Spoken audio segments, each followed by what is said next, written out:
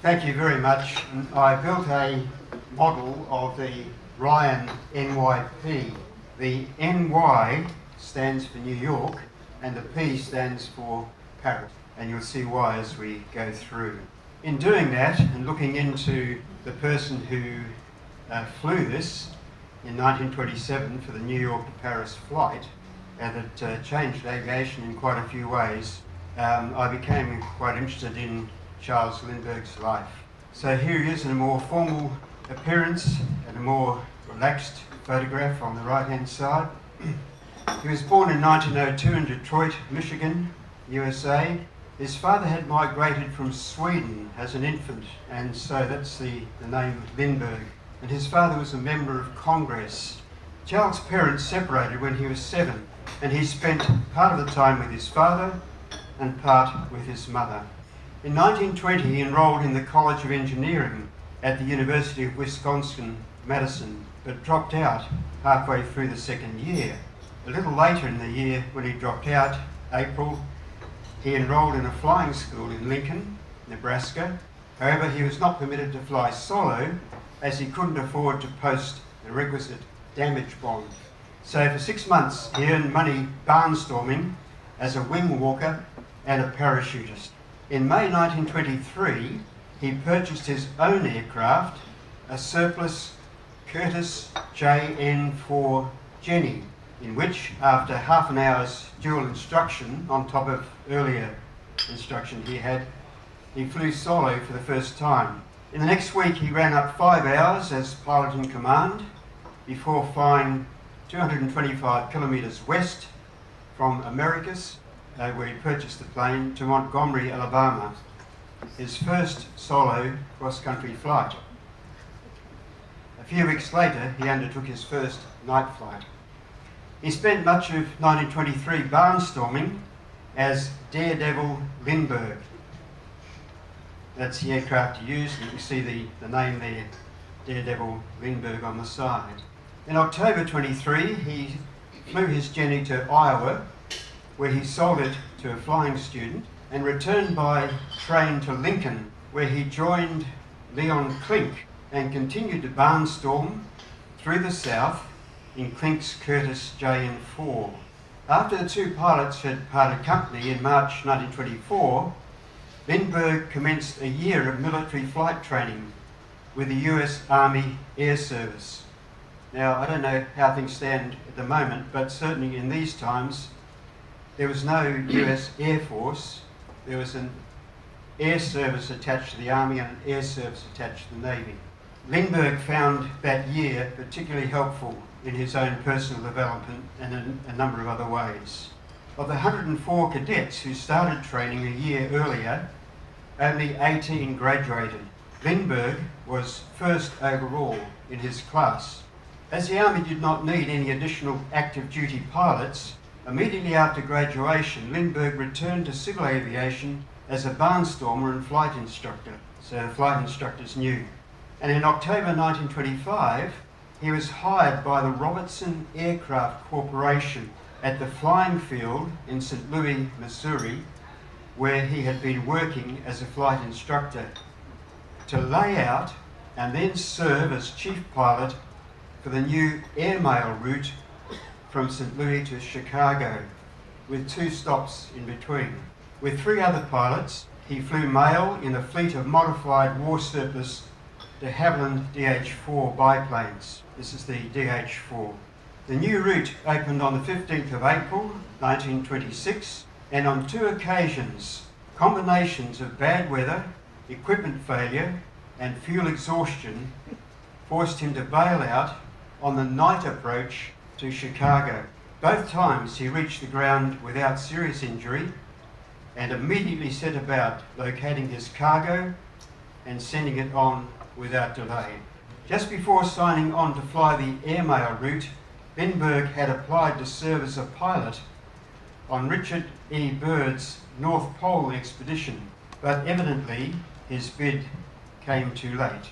On the 14th to 15th of June 1919, the first transatlantic flight was made by British aviators John Alcock and Arthur W. Brown in a modified Vickers-Vimy 4 bomber. They flew from St John's, Newfoundland to Ireland, a distance of 1,890 miles. Around that time, the French-born New York hotelier Raymond Orteig was approached by the Aero Club of America to put up a 25,000 prize for the first successful non-stop transatlantic flight, specifically between New York and Paris in either direction, within 5 years of its establishment. When that time had elapsed without a serious attempt, Orteig renewed the offer for another 5 years. This time it attracted a number of well-known and well-financed contenders, none of whom was successful. In 1926, the World War I French flying ace with a Sikorsky S-35 crashed on takeoff from Roosevelt Field in New York. In April 1927, the naval aviators Davis and Worcester were killed in Virginia while testing their Keystone Pathfinder, and in May 1927, the French war heroes Nungesser and Coley left Paris in a seaplane but disappeared in the Atlantic after last being seen crossing the west coast of Ireland. Financing Lindbergh's flight was a challenge due to Lindbergh's obscurity. However, two St. Louis businessmen obtained a $15,000 bank loan. Lindbergh contributed $2,000 from his salary as an airmail pilot, and the RAC denoted $1,000. The $18,000 fell far short of the finance available to Lindbergh's competitors. The group tried to buy an existing model from Wright Aeronautical, of course the Wright brothers, Travel Air and the Columbia Aircraft Corporation, but all insisted on selecting their own pilot. The small Ryan Aircraft Company of San Diego agreed to design and build a custom monoplane for $10,580. It was jointly designed by Lindbergh and Ryan's chief engineer, Donald Hall. The Spirit, as it was called, the Spirit of St. Louis, flew just 2 months later. On the 10th of May 1927, after a series of test flights, Lindbergh took off from San Diego and flew first to St. Louis, then to Roosevelt Field on New York's Long Island. This is the Spirit of St. Louis, which you can be seen today in Washington. The door on the right-hand side, the starboard side, and what I find is very interesting because the only vision from the cockpit was outside these two windows. There was also 3 windows above the cockpit, and I guess that gave extra light into the cockpit. But you can imagine what it must have been like even taking off, finding a way around and so forth with that kind of situation. But that's how Lindbergh had designed it. Lindbergh left New York's Roosevelt Field, Long Island, on Friday, May the 20th at 7:52 in the morning. His plane was loaded with 450 US gallons. The fuel was strained repeatedly to avoid fuel line blockage. The fully loaded plane weighed 5,135 pounds, with takeoff hampered by a muddy, rain-soaked runway. The Ryan NYP was powered by a 9-cylinder Wright Cyclone radial engine and gained speed very slowly, but cleared the telephone lines at the far end of the field, quote, by about 20 feet, with a fair reserve of flying speed. Over the next 33.5 hours, Lindbergh faced many challenges, skimming over storm clouds at 10,000 feet, skimming over wave tops as low as 10 feet, icing, flying blind through fog for several hours, and of course, with 33.5 hours in the air, fatigue. He navigated only by dead reckoning, and he was not proficient at navigating by the sun and the stars, so those open windows over the top had nothing to do with that, and rejected radio navigation gear as heavy and unreliable. This is the map that he used, and that's his markings on it in preparation for the flight. Lindbergh was fortunate that the winds over the Atlantic cancelled each other out, giving him zero wind drift and thus accurate navigation during the long flight over featureless ocean. He landed at Le Bourget aerodrome at 10:22 hours in the evening of Saturday, May the 21st. So he's landing in darkness. The airfield was not marked on his map. He only knew that it was some 11 kilometres northeast of the city. He initially mistook it for some large industrial complex because of the bright lights spreading out in all directions. In fact, these were the headlights of spectators' cars caught up in what has been described as the largest traffic jam in Paris history in their attempt to witness his landing.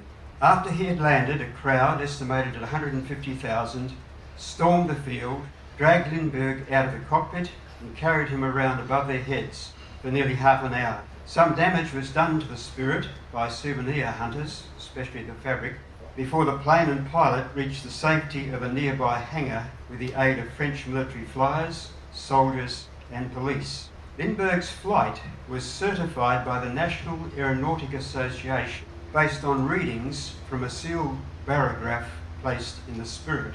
A photo here shows you him receiving the prize money from Raymond Orteig, the New York hotelier of French origin. Lindbergh received unprecedented adulation after his historic flight. He received a wide range of honours, not only in the USA, but in a number of other countries as well. People were behaving as though Lindbergh had walked on water, not flown over it. He was Time's Man of the Year when he appeared on the cover at age 25, the youngest Man of the Year ever. I don't know if that record still holds, but it certainly held for a long time. And the US Post Office issued this 10-cent stamp and others as well. Lindbergh made a series of brief flights to Belgium and Great Britain in the Spirit before returning to the USA. He returned to the USA aboard the US Navy cruiser USS Memphis in 1927, in June. And between July and October, he visited 82 cities in all 48 states of the USA. He was seen by 1/4 of the nation's population. Between the 13th of December 1927 and the 8th of February 1928, Lindbergh toured 16 Latin American countries, covering 9,390 miles in just over 116 hours of flight time. In Mexico, he met his wife-to-be, Anne Morrow, daughter of the US ambassador to Mexico. A year and 2 days after the Spirit had made its maiden flight, Lindbergh flew it from St. Louis to Washington, D.C., where it has been on public display at the Smithsonian Institute ever since. It had logged 489 hours, 28 minutes of flight time. Somebody that has actually seen it mentioned the balcony. You can see people on the balcony there, which give you a very good close view of the Spirit. In his autobiography, Lindbergh wrote that the ideal romance was stable and long-term. Remember that his parents had parted company when he was 7, with a woman with keen intellect, good health and strong genes. His experience in breeding animals on their farm having taught him the importance of good heredity. So in 1929, several years after the flight, he married Anne Morrow. When their first child, Charles Lindbergh Jr., was 20 months old, he was kidnapped and murdered. His remains were found a little over 2 months later in woods not far from the Lindbergh's home. The kidnapper was paid a cash ransom of $50,000. Part of the ransom was paid in gold certificates. Their serial numbers were recorded. So over 2 years later, in 1934, a 34-year-old German immigrant carpenter was arrested after paying for petrol with one of the ransom bills. $13,760 of the ransom money and other evidence was found in his home. He went on trial for kidnapping, murder and extortion in 1935. He was convicted and electrocuted in 1936. Lindbergh was an intensely private person, exasperated by the unrelenting public attention in the wake of the kidnapping and the Hauptmann trial. He decided the family should go into exile in Europe. He was also concerned for the safety of his second son, 3-year-old John. In the pre-dawn hours of 22nd of December 1935, the family sailed to Liverpool, the only 3 passengers on the ship. They travelled under assumed names with diplomatic passports. The knowledge of their departure didn't become public until a full day later. Radiograms addressed to them were returned as addressee not aboard. After arrival in Liverpool, they went to stay with relatives in Wales. They eventually rented a property at Long Barn in Kent. And in 1938, the family moved to Ile Iliac, a 4-acre island that Lindbergh purchased off the Breton coast of France. And in April 1939, the family returned to the USA, settling in a rented seaside estate on Long Island, New York. Their return was prompted by a request by the Chief of the US Army Corps, in which Lindbergh was a reserve colonel. The whole situation, of course, in Europe was deteriorating by this time, and that's where they stayed in Kent. Lindbergh was to accept a temporary return to active duty to help evaluate the Air Corps' readiness for war. His duties included evaluating new aircraft types being developed, recruiting procedures, and finding a new site for a new Air Force Research Institute and other potential air bases. Over 4 months, he toured various facilities in a Curtiss P-36 fighter assigned to him. At the request of the US military, Lindbergh travelled to Germany several times between 1936 and 1938 to evaluate German aviation. In 1937, the Focke-Wulf 61 helicopter was demonstrated to him, and he was the first American to examine Germany's newest bomber, the Junkers 88, and the Messerschmitt 109, which he was allowed to pilot. He had a very high view of it. In 1938, Hugh Wilson, the American ambassador to Germany, hosted a dinner for Lindbergh with Germany's Air Chief, Generalfeldmarschall Hermann Goring, and 3 central figures in German aviation, Ernst, Heinkel, Adolf Baymacher, and Willy Messerschmidt. At this dinner, Goring presented Lindbergh with a medal on behalf of Adolf Hitler. You can see over on the right there, Goring, Lindbergh is in the centre. Following the outbreak of World War II in September 1939, Lindbergh took an isolationist view for American foreign policy, and in late 1940 became the spokesperson for the non-interventionist America First Committee. His father, by the way, also was against, as a congressman, he was also against America's involvement in the war. So in April 1941, he resigned his commission in the US Army following Franklin Roosevelt's public rebuke of him. Following the Japanese attack on Pearl Harbour and the subsequent US declaration of war on Germany, he did ultimately support the US war effort. He flew 50 missions in the Pacific theatre of World War II, but did not take up arms, as Roosevelt refused to reinstate his Air Corps Colonel's commission.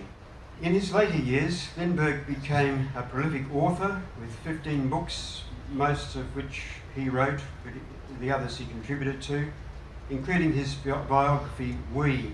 That biography, the publishers thought referred to him and the Ryan NYP, but actually referred to Lindbergh and the people at St. Louis who had supported him. He was also an international explorer and an inventor with some very, very significant inventions, and an environmentalist. Lindbergh had 6 children by his wife, Anne Morrow Lindbergh, and between 1958 and 1967, he also had 7 children by 3 German mistresses. 10 days before he died, he wrote to each mistress and implored them to keep his relationship with them secret, even after he died. They did so, but one of their children discovered the truth about his identity. She did not disclose it until both her mother and Anne Lindbergh had died. and it was confirmed by DNA tests in 2003. In his later years, he went to Hawaii, where he died of lymphoma in Kibahulu on the island of Maui on the 26th of August 1974. And the inscription on his tomb, "If I take the winds of the morning and dwell in the uttermost parts of the sea," that's taken from Psalm 139:9. Thank you very much for your attention.